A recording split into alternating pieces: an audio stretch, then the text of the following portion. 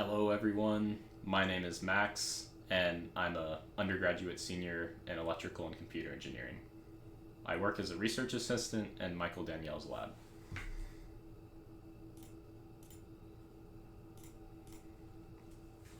The topic of my presentation is conductive polymers and flexible electrodes. To start off this discussion, I decided to use a review article titled Flexible Sensors Based on Conductive Polymers, which was published in Chemosensors in 2022. This article discusses and summarizes the recent advancements in conductive polymer-based flexible sensors. Conductive polymers have gotten a lot of attention in research since they were invented. They have good electrical conductivity, which can also be tuned through doping, chemical changes, and additives, and they also have thermal and chemical stability, all at a low cost. Even more importantly, they can be integrated with other elements to form composite materials and have a high mechanical tolerance, which makes them well suited for flexible devices. The four most popular structures currently for conductive polymers used in flexible sensors are 1. Polypyrrole or PPY, 2. Polyaniline or PANI, 3. Polythiophene, and 4. Polypolystyrene sulfonate or PDOT-PSS. The chemical structure of these polymers are pictured on this slide. As this technology continues to improve, the applications to sensors, especially wearable devices, is becoming more apparent. Fields like health, sports, medicine, and occupational safety would greatly benefit from improved, less invasive wearable sensors due to the need to monitor health-related data in real time. Applications could include better wearable blood pressure monitors, electromyography, and electrocardiograms. There are three main ways to produce flexible conductive polymer-based electrodes that the article describes. The first way involves putting the conductive polymer on a flexible support like PDMS, Captain, or even paper. There are many ways to accomplish this, which includes polymerization of a thin polymer layer, printing a polymer solution or suspension, and electrospinning. The second way involves modifying the structure of conductive polymers, which can be done through changing the synthesis method or adding soft polymers and ionic liquids. The final way grows conductive polymer structures through polymerization in a flexible matrix. One type of flexible polymer-based sensor is piezoresistive sensors. These transduce mechanical strain such as displacement, acceleration, force, and flow into changes in resistance. The two primary ways of making these sensors are incorporating a conductive polymer into an elastic material or directly using conductive polymers as a sensor when the shape is changed. One example of the sensor is shown in the figure below, which details the process for how it was made. Polyaniline was polymerized in situ on polyester fabric as the flexible support. Silver was then plated on the surface through immersion in silver nitrate and reduction to produce a flexible pressure sensor. Another application I believe this category of sensors would be really useful in is gait measurements from walking. In Dr. Danielle's lab, I worked on a project which involves a wireless body area network of inertial measurement units that collect force and angular velocity data for gait rehabilitation. I think it would be really interesting to adapt this into a flexible array of inertial measurement units that could be worn like pants instead of having to put 8 rigid nodes on someone. Another type of sensor discussed in the article is one that measures harmful gases like ammonia, ethanol vapor, and nitrogen dioxide. These sensors also benefit from flexibility, mobility, and low cost of flexible polymer-based sensing. The figure below shows the basic ammonia sensing mechanism for polypyrrole-based sensors. One implementation of this ammonia sensor used electrode deposition to fabricate nanowires with flexible polyamide. The chemoresistive response to vapor could be adjusted by changing the functional groups, dopants, and catalysts. The third sensor discussed for measuring pH, which is an indicator related to many health problems like mental health disorders, cancer, and diabetes. One solution for making pH from human samples would be 2 carbon fiber threads to make the sensing and reference electrodes. The sensing electrode was electropolymerized with polyaniline, and the reference electrode was coated with silver chloride ink. This sensor can be incorporated into wearables and is self-healing for mechanical use. The next type of sensor discussed was the more general category of biosensors. This field would highly benefit from the increased use of flexible electrodes and sensors because it would allow the convenience to be much better for the consumer, making novel products more marketable. I can imagine sensors like watch band-based sweat measurement devices or affordable ECG and EMG clothing being developed using conductive polymer technology. The biosensor pictured on the left was able to detect multiple signals like glucose, sodium, potassium, calcium ions, and pH in real time by weaving multiple sensing fibers into an electrochemical fabric sensor. P.PSS was used as the conductive polymer for the ion concentrations, and polyaniline was used for pH. The final two sensor categories were temperature and humidity sensors. The temperature sensor shown in the image is a smart bandage, which uses screen-printed P.PSS and CNT paste on the Kapton substrate so that the resistance is a function of temperature. Humidity sensors have developed using similar techniques involving screen-printed P.PSS, and these two biomarkers are both useful for wound healing applications.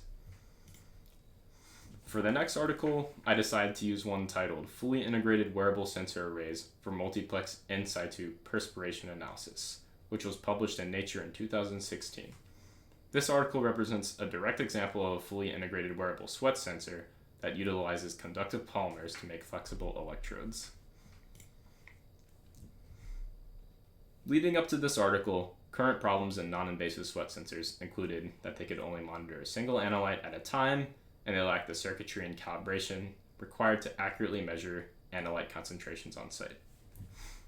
The article addressed this problem by creating a multiplex array of flexible electrodes that each measure a different biomarker, including glucose, lactate, sodium ions, potassium ions, and also skin temperature for calibration. Sweat provides new insights into a user's health at molecular levels for physiological and metabolic data.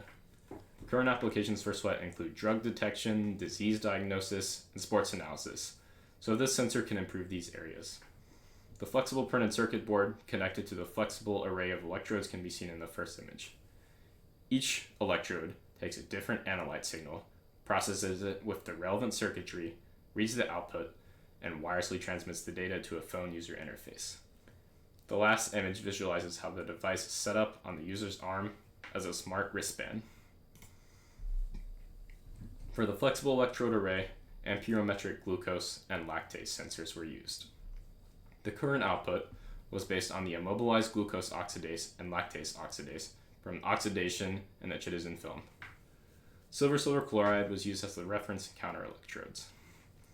Sodium and potassium ions were potentiometrically measured using ion-selective electrodes paired with a reference electrode. P.PSS, a conductive polymer from the previous review article, was used as the ion-to-electron transducer and was deposited on the working electrodes using electrochemical polymerization. The output voltages are a function of the potassium and sodium concentrations. Chromium gold microwires were used as the temperature sensor based on their electrical resistance properties. The signals were processed using operational amplifier circuits, low-pass filters, microcontroller computation, and then wirelessly transmitted using Bluetooth. The fabrication process of the sensor array from this article is shown in the image on the right. The plots A through H show the results from various experiments of the perspiration sensor given different analyte solutions. Plots A and B show a negative linear relationship between glucose and lactate current over time for the various analyte concentrations. Plots C and D show a positive logarithmic relationship between sodium and potassium concentration over time for the analyte concentrations, but my biggest concern with this data is that different time intervals from the chronoamperometry and open potential measurements are shown to make the best looking linear relationship. Plot E shows the linear relationship between different temperatures and the change in resistance over time. This data works well with plot G, which shows that as the temperature increases, there's a positive linear relationship with the glucose and lactase current. Therefore, current can be compensated based on temperature to roughly the same value across different temperatures as shown in figure 8. Finally, plot F verifies that the sensor works while measuring multiple analyte solutions at the same time. The sensor was also used to continuously monitor human subjects. These graphs represent the results found when people ran for an extended time while the sensor was worn as a smart headband.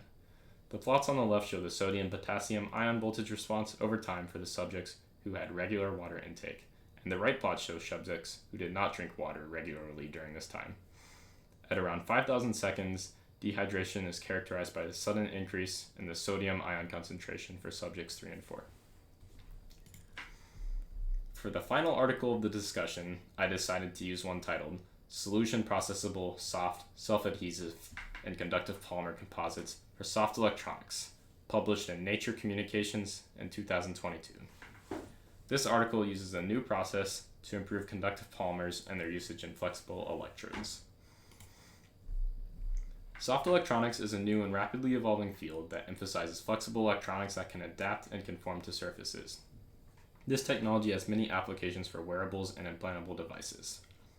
One commonly used conductive polymer for making electrodes is PEDOT-PSS, which has been mentioned multiple times in this discussion and has benefits like availability, tunable electronic properties, and processability. However, there are still problems with PEDOT-PSS, like lower flexibility, conductance, and a lack of self-adhesion.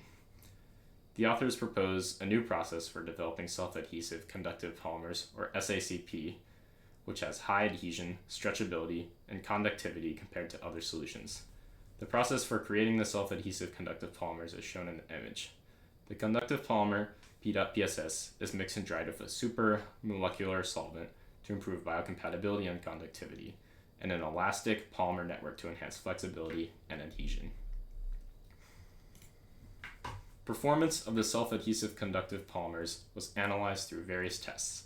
Figure A is the stress-strain curves for SACPs with various PEDOT-PSS mass concentrations ranging from 0.9% to 36.3%. For materials with lower PEDOT-PSS concentrations below 7.1%, they can handle high strain and deformation quite well. The trade-off for this can be seen in figure F, whereas the PEDOT-PSS concentration decreases, the conductivity also decreases. Since both flexibility and conductivity are desirable, a compromise in the middle is required. Figure D shows the cyclic strain stress curves for 3.6% PEDOT-PSS concentration, which retains its original shape very well even after 500% strain is applied. The shape of these curves look really similar to cyclic voltammetry to me. Figure 8 shows the performance of the SACP in comparison to other solutions in literature. As seen by the red stars representing the work in this article, the self-adhesive conductive polymer has good flexibility and conductivity relative to strain. These results show that SACP electrodes will have a good stability of resistance as long as the straining is kept below 100%. The adhesive strength was shown in figure G across various surfaces like aluminum, copper, and paper. Figure F shows the displacement over applied adhesion force for various PEDOT-PSS ratios. Figure I shows the adhesion force after waiting a certain amount of days, and figure J shows the adhesion force after a certain number of cyclic adhesion tests. Overall, the SACP adhesive strength performs well over a variety of materials even after 30 days or 100 cyclic adhesion tests. The two bottom figures represent a basic EMG test conducted with the self-adhesive conductive polymers used as the electrodes on the arm. The red voltage signal represents a commercial silver-silver chloride electrode, and the black voltage signal is the SACP film. Both electrodes measure the response to gripping force, and the voltages appear to change at the same time. This is the end of my presentation. Thank you for listening.